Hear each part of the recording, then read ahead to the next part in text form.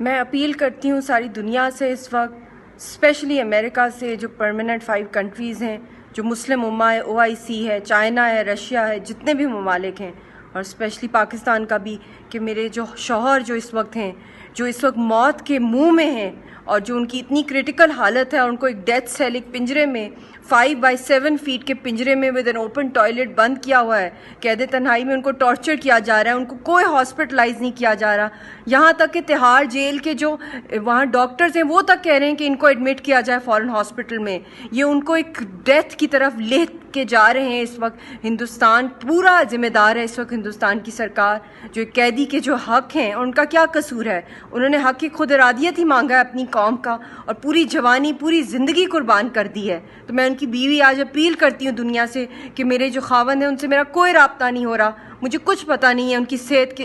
क्या उनके साथ हो रहा है इस वक्त, तो उनके बारे में आवाज़ उठाई जाए, हिंदुस्तान को प्रेशर किया जाए कि उनके बारे में बताया जाए वो किधर हैं, उनको किस हालत में रखा हुआ है और उनको क्यों नहीं हॉस्पिटलाइज किया जा रहा।